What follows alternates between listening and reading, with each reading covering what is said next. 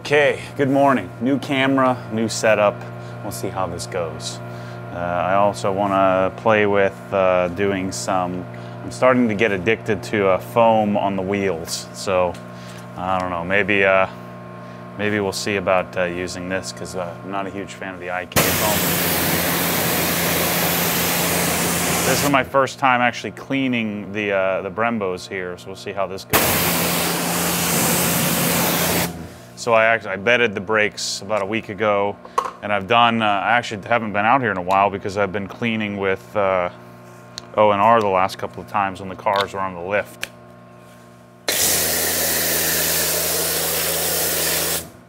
Ooh, I like that. So I made a dilution with Adam's wheel cleaner of about, so I put about yay amount, so about a quarter of the bottle of Adam's wheel cleaner and diluted it with water. I like that. Okay, just like the Porsche brakes, you can only fit in the little sides there. Yeah, I like this.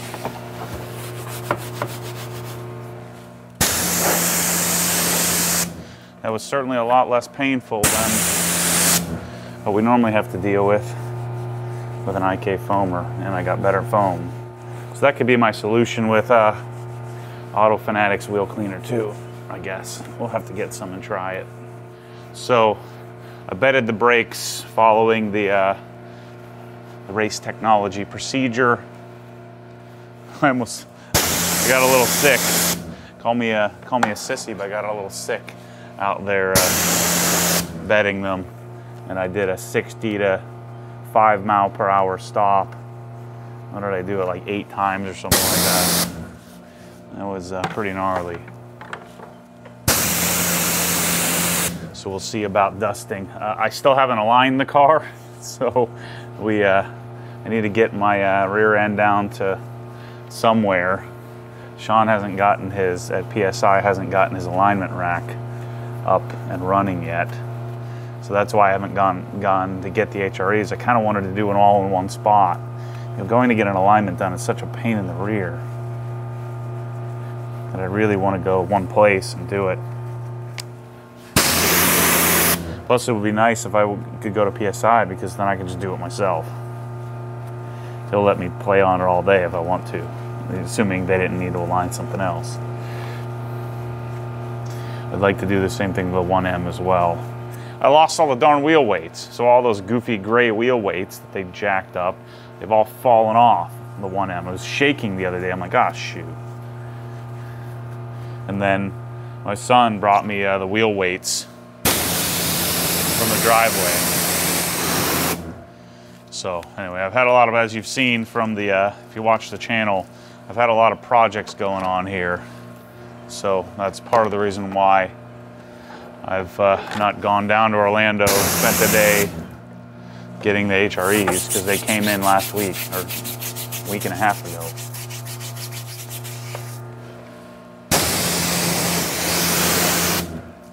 So I've come to the realization with all these darn cameras that they all have problems. I was all psyched about the Sony, and we got the Sony here, and I've got an external monitor right next to the lens so I can see what's going on. But it doesn't show me if the thing's recording or not. So that doesn't frickin' help. That's dumb. Yeah, I like this idea. Foam cannon.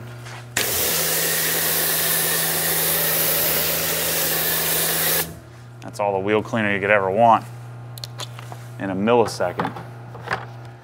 So yeah, this is the other thing I'm gonna have to work on figuring out. I just don't like the color. I don't like how the Sony looks color-wise. So I'm gonna have to figure out some sort of LUT to change how the video looks. It just looks very milky in comparison to Canon and Panasonic I've been using the GH5, which I kind of wanted to go back to 4K, but now 4K doesn't work on this darn thing. It won't simultaneously output 4K out of 2 screens, the front and the back screen. So there's all kinds of clunky limitations. So maybe we'll stay at 1080/60 until the A7S3 comes out.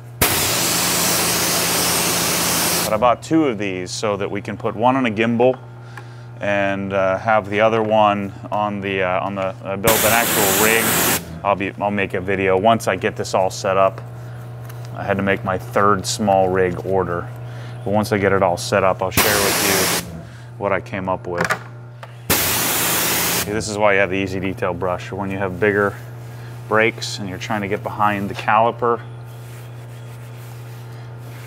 this also does really well for the wheel wells.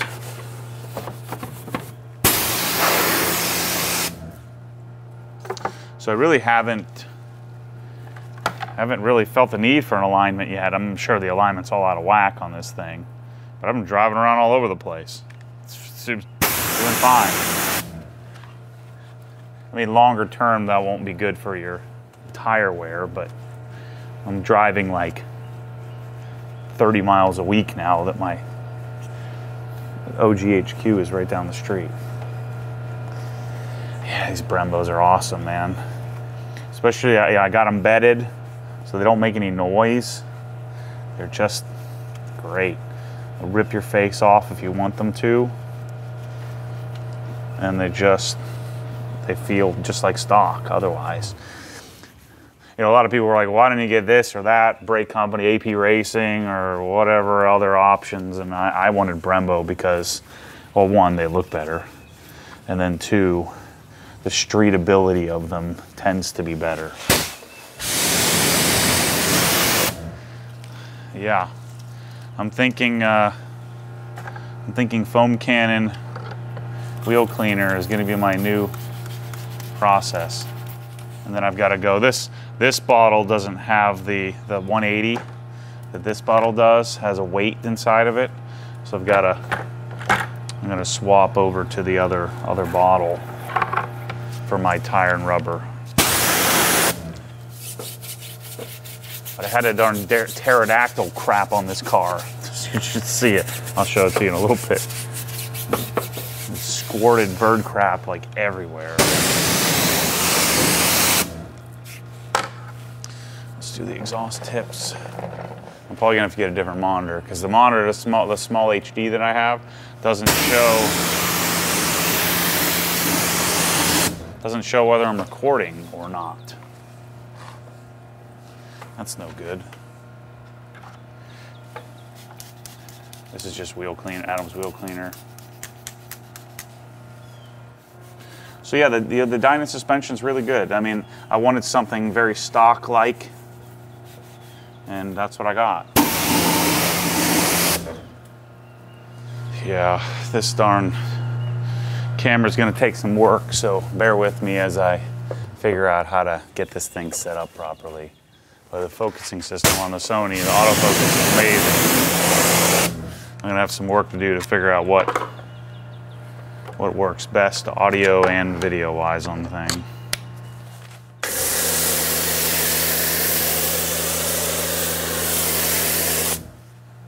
So, if you didn't watch the Dyna install video, the suspension is a sleeve kit with some pretty serious bump stop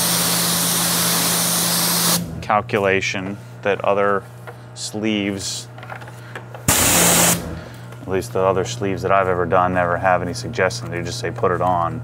So these we had to make some bump stop calculations to get it to make sure it rides properly, and then your ride height. So you don't have a whole heck of a lot of ride height adjustability on the lowering side. But I don't need a lot. I'm lowering the front by probably a ½ an inch. The rear is about stock height. The rear with stock competition package, I don't think really needs to be lowered all that much. And then we'll put the HREs on and make sure the height looks good. I'm doing 255, 285 was HRE's recommendation. And then we'll set up the alignment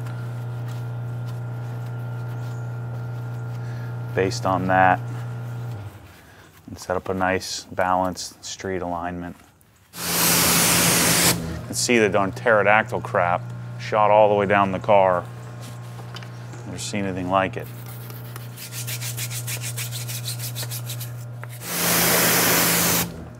So the 1M is back to, I drove it. I've been waiting before driving it a lot to do the injectors. I'm going to do the injectors this week. Because what I didn't want to do, I don't want to have to do new coils and plugs again. So I did new coils and plugs.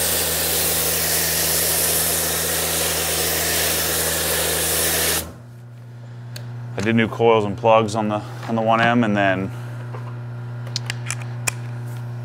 I didn't want to go out and drive it a lot until I did the injectors. But I flashed it back to the whatever the Cobb linear tune is. Got rid of the custom tune that it had. It's a lot more linear, a lot more drivable now. And then I did coils, plugs, went out and drove it, and it's so much better. You can tell there's less torque, but I don't care. I also put the OE downpipes back on it, which now it sounds better. There's a little bit of drone with the new HMS exhaust, but other than that, it sounds good. I like it. So I'll have a video on that soon. But I've got a Dynon intake, Dynon oil cooler. I'm going to do a Dynon sway bar, monoball, the front monoball, control arm mounts, or bushings, I guess they are. So I'll be doing those shortly. And then again, I'll do the injectors at the same time. And then I got the Dynon, I think I just mentioned, I got the Dynon intake to replace the AFE, and then I'll be replacing the HKS blow-off valve with the Active Auto Work charge pipe / blow-off valve. Then I got a couple of tweaks to make to the interior, and the car's pretty well set up. And these wheels are already sold. I forgot to clean the rest of the barrel. Caliper is going to be harder to keep clean on this. I don't have as much room as I do on the 20s on the GT3. So the M3 is coming together. I don't really have much else to do. I've got to fix the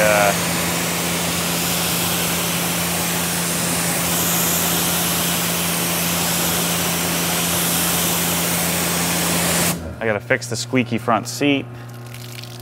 The new BMW Performance seats that I got, or new used BMW Performance seats, has a squeak to it, driving me crazy. Just got to fix that. I think I know where it's at. The radar detector's already done in this thing. Oh, I'll probably do a stereo in it as well. And then I don't know, I've been thinking about this. If the 1M raffle goes really well, what I might do is raffle this. And if that raffle makes a bunch of money, then I'll go look for like a really low mile version. I don't know though, it'd be hard to find. I love this Le Mans Blue. I doubt I'd be able to find another Le Mans Blue with lower miles that hasn't been crashed. I don't know, we'll see. All right, let's do the rest of the car. This darn credit brush is amazing. I mean, look at it. I haven't washed it. I just rinse it out, reuse it. This thing I've used like 100 times. It's amazing. You would think that that thing would fail in minutes. So hopefully I can leave the Adams soap in, or the Adams wheel cleaner in the foam cannon and just get it out when I need and not have to mix up a batch every time. I find that with the, I'm in the sun. I find that with the, what is it, the Adams soap, that if I do that, or any kind of soap, if I leave it in the foam cannon over, like, let's say a week, and then I come back and try to use it again, it just doesn't foam very well, not as effective. So we'll see how that goes. Maybe wheel cleaner's a little different. Trying to figure out how to get the color accuracy. It's actually pretty accurate under here. The sun makes everything look kind of yellowish this morning, you know, in the morning out here. So even though the camera looks a little funky, this is again fairly accurate from what it actually looks like here in person. But let's rinse it off. Car has an insane amount of pollen and of course bird crap all over it. But Bryce is bringing over an ND filter. We're going to try to see if we can continue to improve. I like to shoot videos this time of day. You know, it's 9 o'clock in the morning. So I'm going to have to do a whole series soon, and by soon, who knows when, on getting the water spots off of this. And I know I've said this before, but I think I'm going to coat this car too. I need a little more time. I need to wash the 1M a bunch more times with the G-Technic on it, but I'm pretty sure it's about to replace my use of wax on any car. Luckily for you guys, I get enough new cars often enough that I'll still be able to play with replacing and putting new, doing polishing and things like that. Feels so much better, and I've done a couple of O&R washes on these, and it feels so much better doing it this way. The car gets so much cleaner. Like all the wheel wells and barrels of the wheels, and then of course all the jams and everything. Yeah, but maybe the solution out here to cleaning and shooting video is to just do it. Don't do it this time of day. The sun is super yellow, you know, early in the morning here in Florida, Central Florida.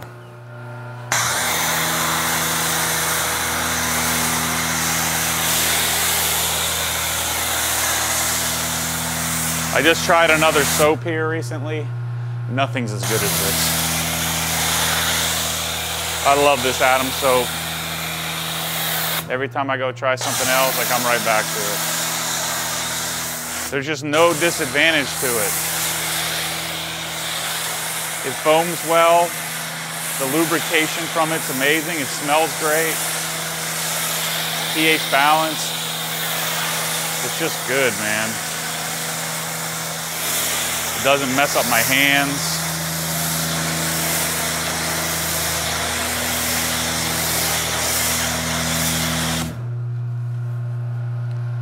And then it just feels so much slicker than anything else that I've used. The only thing that's probably feels slicker is the Decon soap that I use, just because, or that that I have, just because it's basic, not pH neutral. So I'm working on sitting here playing with the Sony, trying to get it white balanced and see if I mean, this is the most harsh environment to record, because of where the sun, it's dark under here, or a lot lighter under here than it is outside. And bird crap everywhere. I let this sit for like a darn week. Let's hope it didn't ruin anything. Doesn't really matter because I got water spots all over the car anyway. Oh, shoot. Hurt my shoulder. Oh man, this car needed to be cleaned. Big time. So I still haven't chased a Del Fesco, at least not yet. I want that so I can, when I'm doing the water spot removal, that I can just do a case study. How much paint am I removing while I'm doing that? I do also need to get, I think in order to make it efficient, trying to use a heat gun really isn't going to work. I'm going to need to get, geez, I should have gotten this bird crap off immediately, because it's on here. But I really need to get an IR lamp, because using a heat gun is going to be a mess and take forever if it even gets it up to temperature at the right speed. Yeah, this bird crap is not coming off so easily. So I got my headlights, and it showed up damaged from FedEx. really the lens just wasn't installed properly.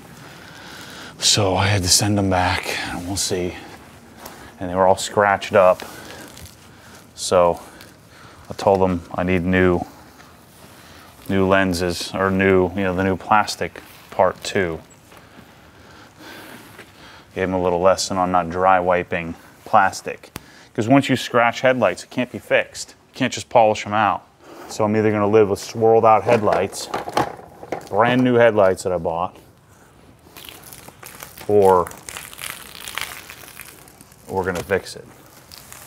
And since they were messed up, the actual internal lens had popped loose in shipping, and you have to take them apart again. So my fear is that this whole aftermarket messing with headlights isn't going to work. They also weren't OEM BMW either, but I thought they were. So I don't know. We'll see how that goes. There's a good chance they won't be going on my car. I'll be selling them at a discount to somebody who doesn't give a crap. So that's exactly what I was talking about when I said dealing with companies that are used to dealing with people that don't know what they're doing. They usually don't care about scratched up headlights.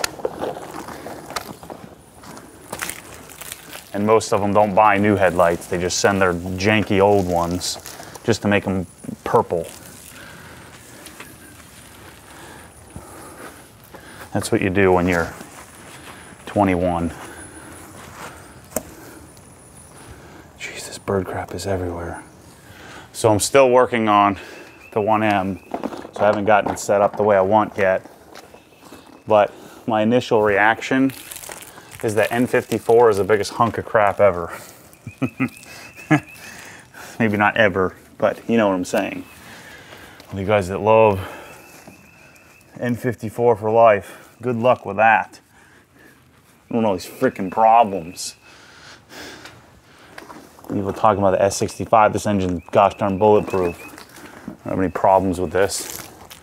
To change out spark plugs every 6,000 miles because the thing doesn't work. And your fuel pump blows up. Just randomly. It's ridiculous. Things in limp mode half the time. So I'm hoping I can overcome all of that in short order. Switch to DI water.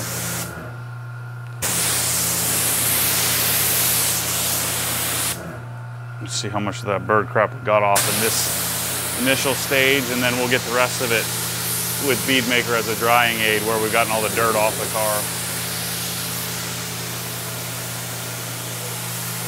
But it's pollen season here in Central Florida, so we're just just destroyed from pollen everywhere.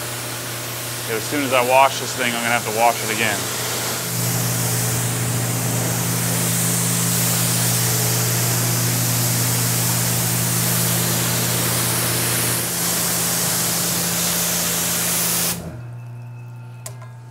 Yeah, so after experiencing the 1M, which is amazing, you know, the 1M is so much fun to drive, but lots of people were telling me about how, why would you get an E92 M3 when you could get an N54 335i and make so much more power? So you're freaking sniffing glue. The thing, the gosh darn car is a mess. Dealing with this freaking motor, it's garbage. So good luck with that. Let's say there is no question M3 versus N54 335i. No one in their right mind would choose a 335 over an M3. The only people who would do it are the ones who already have it, who didn't have a choice, and they just have to justify it. I'm sure that'll be a real popular opinion with the 3 people who are making 700 horsepower on their N54 that works about 2 days out of the year. you can have it. I'll keep my S65. But yeah, again, I haven't driven the 1M much because I've been trying to get it set up. But there's no question, as much as I like that car and how cool I think it is, this is the one.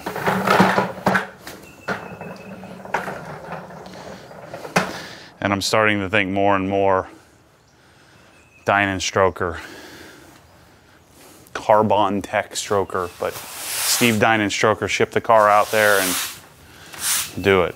Spend the money, have it done. You'll make 500-ish horsepower.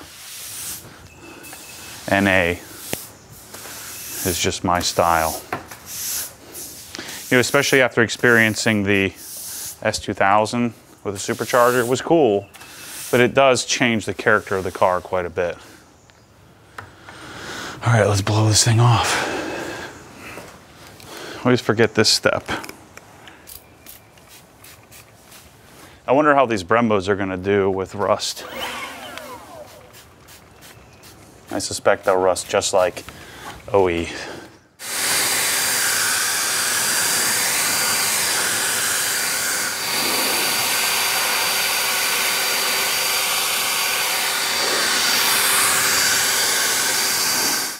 Testing a new towel with my BeadMaker application. You know, this is how I use it as a drying aid. I'll just spray the top section of the car here, like this.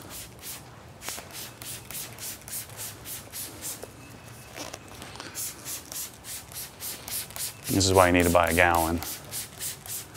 This atomizes, this Tolco sprayer atomizes like crazy, so take that, take my towel,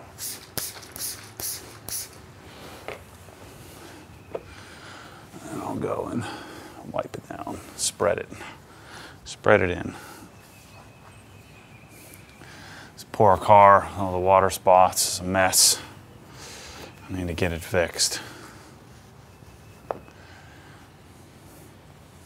And I'm coming to the conclusion of a bunch of larger projects, like my home theater project that I've had on the docket for a long time, and then my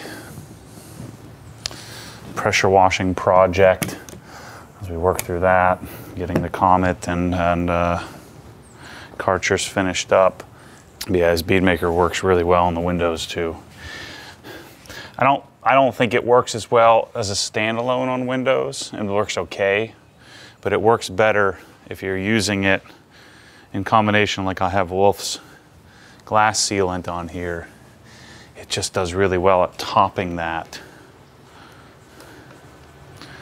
So that's a little tip from me to you. Use it with whatever glass sealant you're using.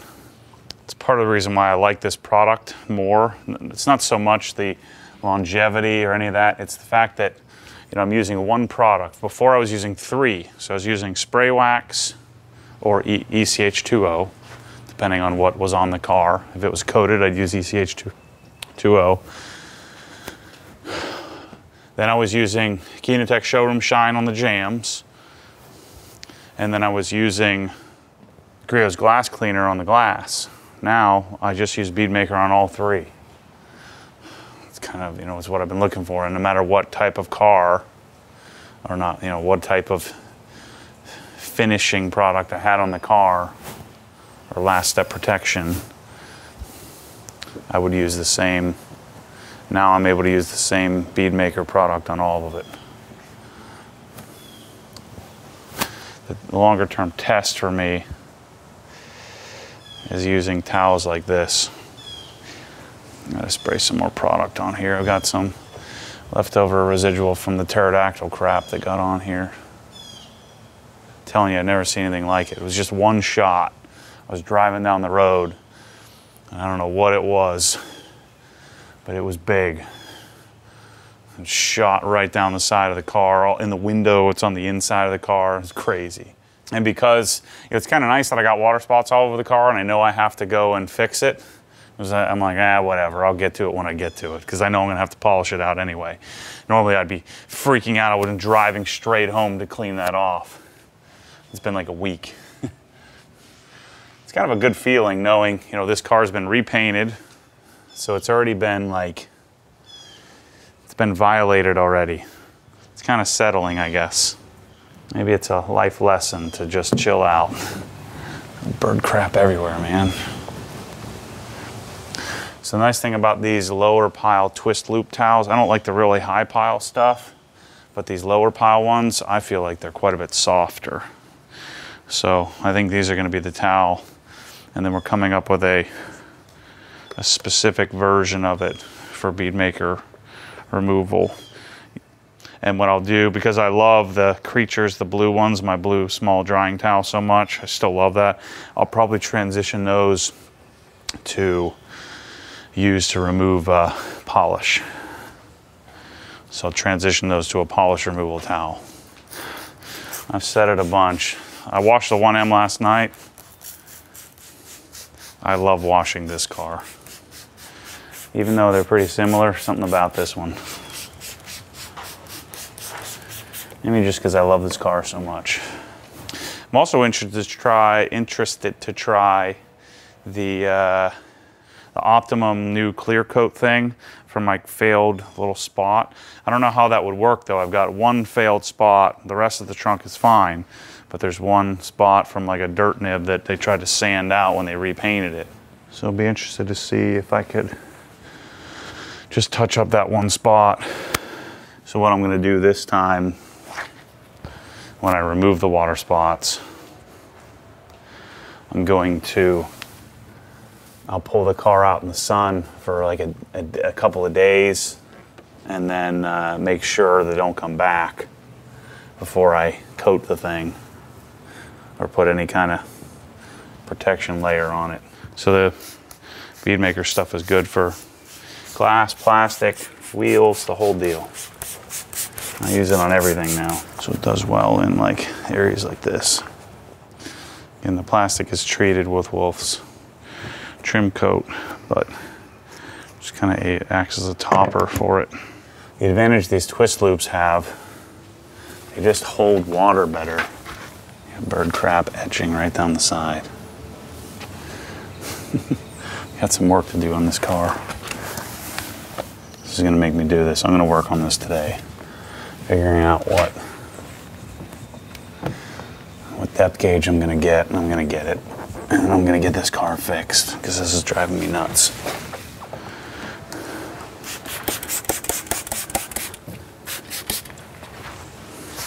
See, look, frickin' bird got me right here too.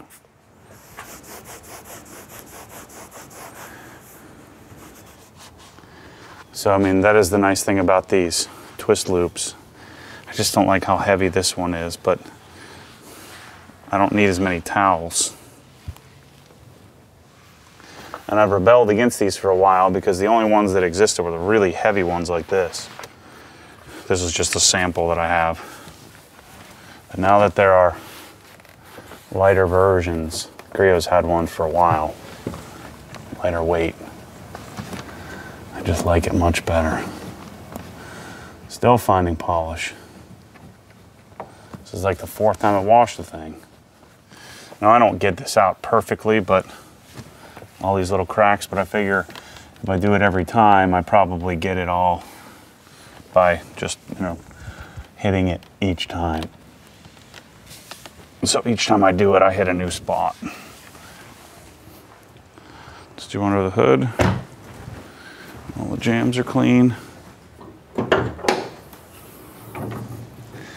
Ah, the best engine bays ever. Love it.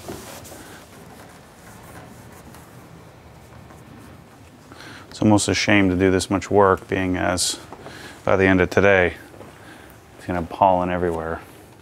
So I was talking to Jeff, was it AC Cal or something? Oh shoot. I was talking to him about my home theater calibration, and he said Marantz is garbage. He said it's like the worst.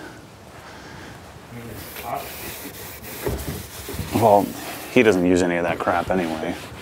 The auto calibrations, he's not using those.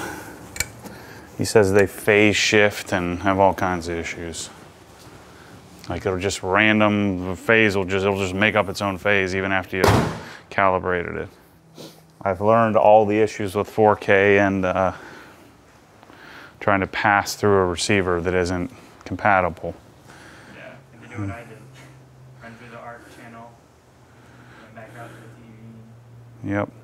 All right, so first go on my Sony. We'll see how it turns out, and we'll continue to improve it. I'm going to work on getting filters. We're gonna try to find a LUT. I'd like to have a certain look to the videos, not what you're thinking, not some fancy cinema whatever look, but more just a specific style. Get colors accurate and stay basic. But now that we have the right cameras, I'm going to work on that specifically. So anyway, thanks for watching this one. Thanks for watching my test of my new Sony camera, and hopefully shared some stuff. Maybe I triggered you if you're an N54 fanatic, but you can have that engine. I'll take this one.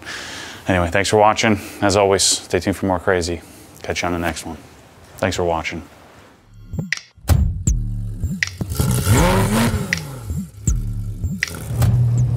What happens when the force pulls you back, your foot naturally comes off the gas. You have to keep your foot to the floor, to the floor.